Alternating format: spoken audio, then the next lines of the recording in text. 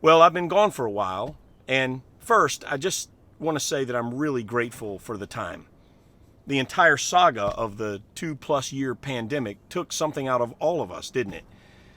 To be leading a church through that era was the most emotionally and spiritually taxing season that I've ever had. Now, I always want to lead from a place of health, and that's why the church and I agreed that I would take some time away this summer. I'm writing my book, and I'm studying and reading and praying and recuperating after a grueling extended time. That kind of stepping away from ministry is actually rooted in the one we champion as our ultimate spiritual leadership. In fact, Jesus stepping away from ministry is what sets up our on the water story today. And you'll understand the setting that I'm at in a little while, but here's the background. John the Baptizer had been executed. This was the same John who had championed Jesus before anybody really knew who Jesus was. John understood, though, that Jesus' true identity was Messiah and Son of God, and God had sent John to prepare the way for Jesus' ministry. But with John's very vocal moral compass came some unwanted attention. He calls out this particular official for his sinful choices, and John ends up in prison, and then as punishment, he's executed by beheading. So, when Jesus heard what had happened, he withdrew by boat, privately, to a solitary place. Hearing of this, the crowds followed him on foot from the towns. Now, I'm not trying to draw any comparisons between me and Jesus, but simply to say that Jesus is the leader that I want to follow. And even Jesus, when the heaviness of it all got to be a little much, took a little time to do a little recovery. He stepped away for some one-on-one time with God, and every pastor needs a little of that every once in a while. But Jesus is, well, he's Jesus. And while he needed some R&R, the people around him just weren't having it. They found out where he was going, and they followed him there anyway. Now, what happens next is the very famous story of the feeding of the 5,000. You might know it. The disciples declare that there isn't enough food, but Jesus asks for an inventory anyway, and they report that they have 5 loaves of bread and 2 small fish. Barely enough to feed a family, not nearly enough for a horde. But Jesus does his miracle thing, and with that small meal, he feeds everybody with 12 basketfuls of leftovers for the microwave. Finally, though, Jesus finds his opportunity and sees a chance to get some solitude, and that's where we get into today's story.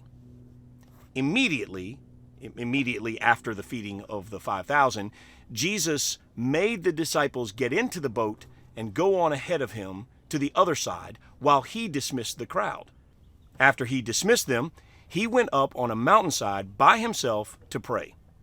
Later that night, he was there alone, and the boat was already a considerable distance from land, buffeted by the waves because the wind was against it. This reading leaves us with a few questions because Matthew doesn't tell us everything. He tells us that Jesus made the disciples get into the boat and go on ahead of him to the other side while Jesus stayed behind with the crowd.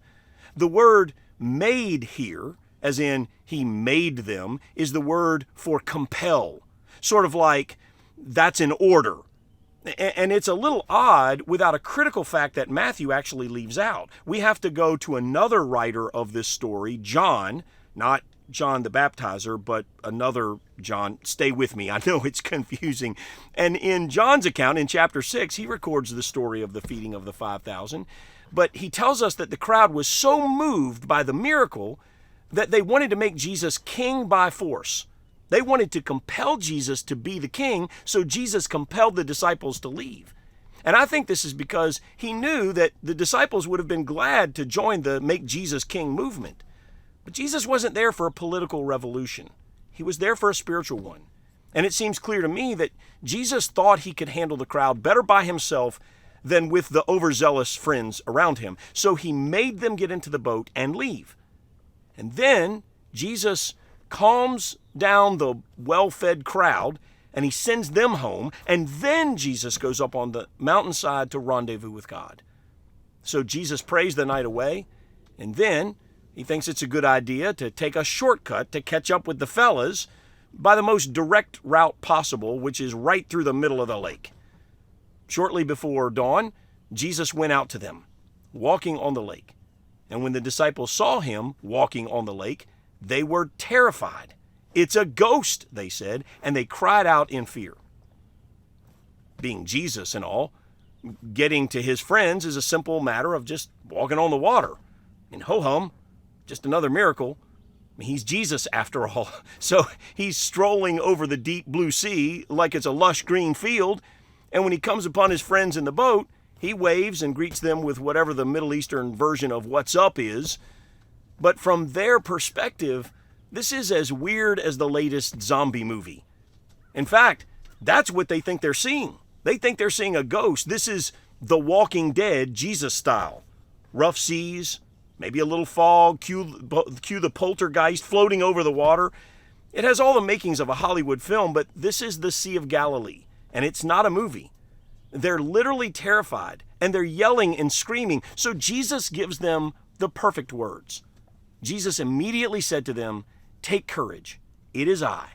Don't be afraid." And right here, in those simple words, is some of the most profound teaching ever given to humankind. And if you'll stay with me, I'm going to show you why I would tell you that, why I would say that this is so critical. But we need to finish the story first, and then we're going to come back. Take courage. It is I.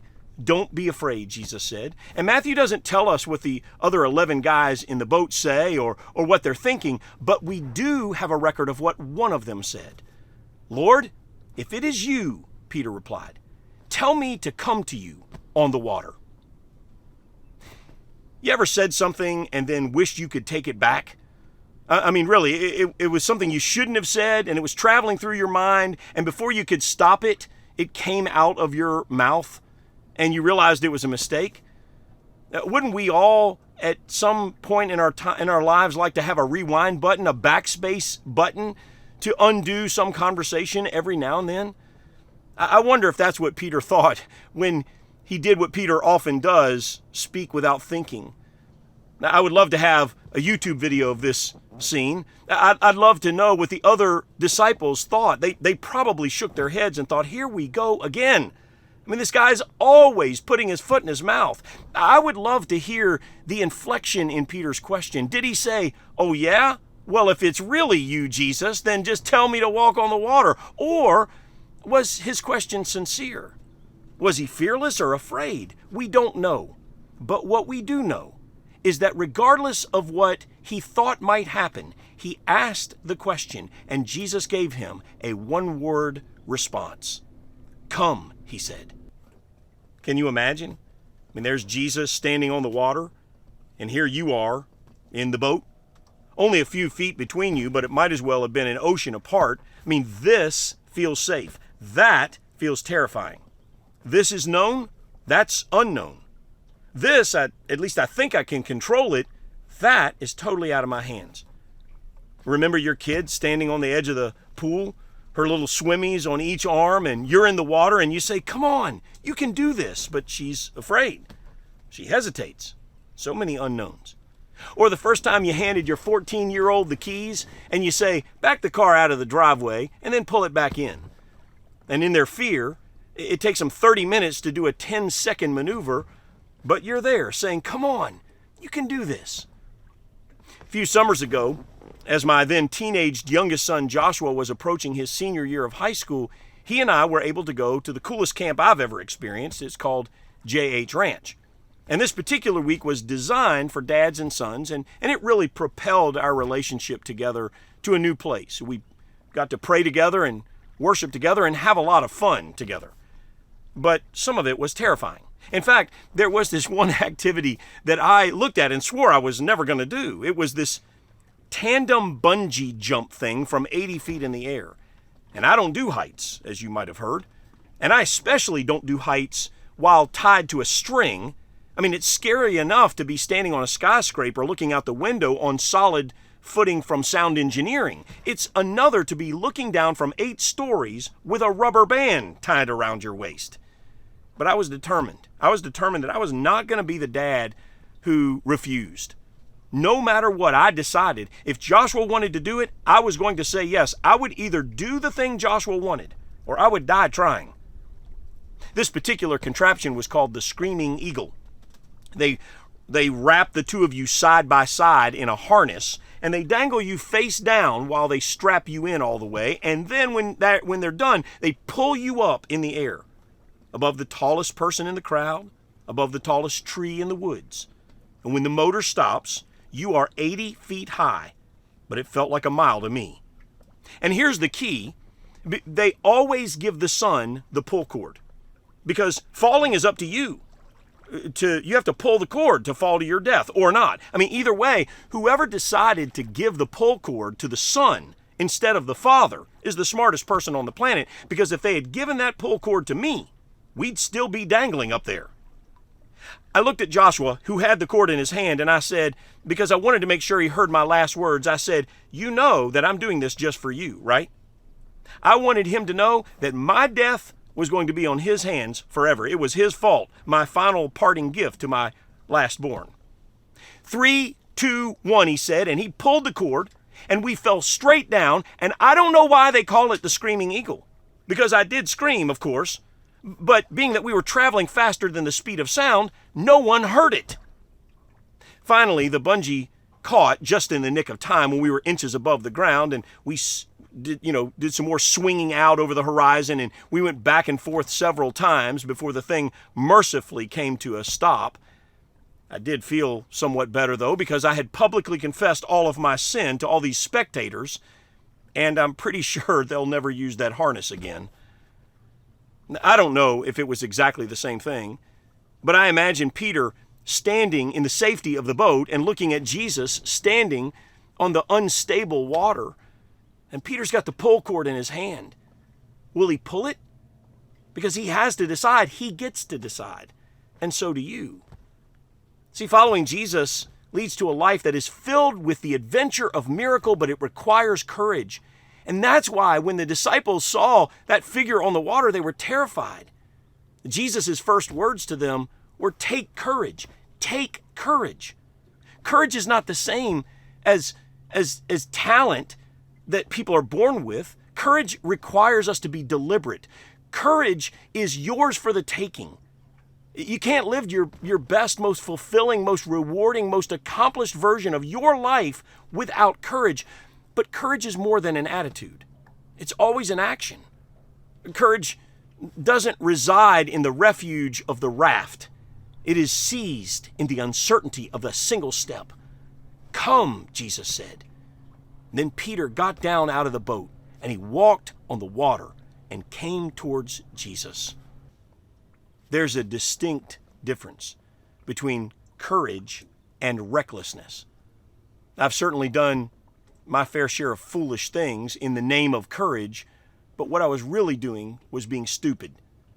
If you're a follower of Jesus, here's how you define the two. Courage is following Jesus even when it doesn't make sense. Recklessness is doing whatever you want even when it doesn't make sense. Courage is following Jesus even when it doesn't make sense. Recklessness is doing whatever you want even when it doesn't make sense. And if you take this story and if you use it as the defining example, then you can see how that definition works. Walking on water doesn't make sense, except when Jesus is calling you. Jesus called Peter to do it. I'm in a boat today talking about this story of Peter walking on water and defining courage as following Jesus even when it doesn't make sense. So, spoiler alert, I won't be walking on water today. Not because God's not capable of making it happen, but because He's not commanded me to do it. And that's the only difference. Because if He did, I would. That's courage. And here's the cool part. Don't miss this. If I came over to your house, if I came over late one night, and if you saw me in the dark, and if you saw me walking around your yard, I hope that before you pull the trigger, you'd say something like, "Who's there?" And I would respond like this. I would say, "It's me," or I would say, "It's Brian." I would identify myself by my name, right? But that's not what Jesus does. And we can easily miss this. And how Jesus responds is the key to courage. He says, "Take courage, it is I." When Jesus says, "It is I," he gives the most comforting phrase to any Jewish person in that day, because the phrase, "It is I," in its original language literally means "I am." Take courage, I am. When Abraham needed courage to trust God for a child, even though Abraham and Sarah were old, which is at least as impossible as walking on water, God said to Abraham, "Don't be afraid, I am." And when Noah was worried that God might destroy life on earth all over again, God said, "I am," makes you a promise, and all people a promise. When Moses and the people of God were about to go up against the most powerful man in the world, Pharaoh of Egypt, Moses asked God what he should say to all the people, and God says, "You tell them that they don't need to be afraid. You tell them I am. You tell them I am is sending you, and I am is going to take care of this." Jesus had used this kind of identification of himself. He said, "I am the resurrection. I am the life. I am the bread of life. I'm the living water, the vine, the truth, the way, the light." The problem with the people of Jesus' day was not a lack of understanding about what God could do. Their problem was that they forgot who God was. And that's why God was constantly reminding them, "I am." Because if you know who I am, you already know what he can do. So let's say that we're playing a pickup game of basketball. And let's say I said, "Well, hey, I want to play." Well, you might ask some questions. You might say, "Well, can you shoot? I mean, how well do you handle a ball? Can you jump? Have you ever played before?" But if LeBron James walked up, you wouldn't ask any of those questions, because if you know who he is, you already know what he can do. And if you're playing a football scrimmage and you're short a quarterback and somebody from the crowd says, "Hey, look, I'll be the quarterback," you don't just put a stranger in that position. You ask some questions. Can you throw? Can you scramble? Do you know any plays? But if Tom Brady walks up, you don't ask him any of those questions, because if you know who he is, you already know what he can do. So when Jesus looks at his weary, scared, terrified followers in that boat that day, staring at him like he's some kind of a ghost, he speaks these words, "Take courage, I am." And what he's saying to them is, you know me, so you already know what I can do. In fact, Jesus doesn't just say take courage, he actually tells us how to take courage. You take courage by trusting the who, not the what. And that's why Peter said, "If you really are the I am, tell me to come." And when Jesus said it, Peter did it. Now there's more to the story, and some of you right now are thinking about Peter's misstep in the next verse. And there's a message there. But you know who skips over this part and goes straight to Peter sinking in the water? Boat people. Because there are 11 other guys in the boat watching Peter take courage and walk on the water. He's the only one who got out. The invitation was for all 12, but only Peter took courage that day. You will never live the best life possible if you remain in the boat. But there are plenty of voices who will tell you that you should stay right here. It's too dangerous, they'll say. That's boat talk. Too costly. That's also boat talk. We've never done it that way before. That's definitely boat talk. If you want to live a great life, you've got to listen to the voice of the I am, extending his hand on the water and telling you to take courage and respectfully leave the boat people in the boat. Now, they're going to laugh at you. They're going to talk about you. But who cares? You're holding the hand of the I am, and you're walking on water, for crying out loud. I think that many of us have been sitting in a boat. You know that God wants you to do something bigger than you are, but here you are, surrounded by safety. You've been asking God questions about what he can do, but you've forgotten who he is. And if you know who he is, you already know what he can do. So forget the voices of doubt. Set aside the calculations that you've made. Forget about the probability of success. Stop listening to well-meaning people who want you to think about rationality and be reasonable. throw out your past attempts to develop water walking techniques on your own. You can't build your way there. You can't think your way there. You can't invent your way there. You have to take courage by the hand in the middle of the storm with the boat people screaming at you, "No, don't do it." And then you say yes. Set your feet on the sea because I Am has got you. Come on, y'all. Let's walk on the water. Say the word and I'm walking on water.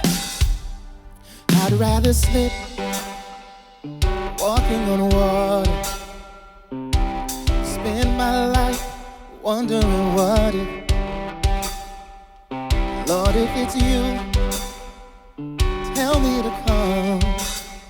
'Cause you alone can tame the wildest wind. I know I can make it, 'cause it was your voice that I heard. So I'm stepping out on your word. This is how you walk on water. One foot in front of the other. Never gonna let you go under. Just put one foot in front of the other. Oh, yeah, that's right. Come on now. I got a faith deeper than feeling, 'cause I know a name is greater than the storm. I got a God who's never ever failed me. He's close enough to catch me if I fall. I know I can make it, 'cause it was your voice that I heard. So I'm stepping out on your word. This is how you walk on water. One foot in front of the other. Never gonna let you go under. Just put one foot in front of the other. Yeah. This is how you walk on water. One foot in front of the other. Never gonna let you go under. Just put one foot in front of the other. This is how you walk. This is how you walk on water. One foot in front of the other. Never gonna let you go under. Just put one foot in front of the other. Oh, I'm stepping out on your word. I'm stepping out on your word. I'm stepping out on your word. I'm stepping out on your word. I'm stepping out on your word. I'm stepping out on your word. I'm stepping out on your word. I'm stepping out on your word. Come on, woo! You can step too. I'm stepping out. That's right. Yeah. To the left, y'all.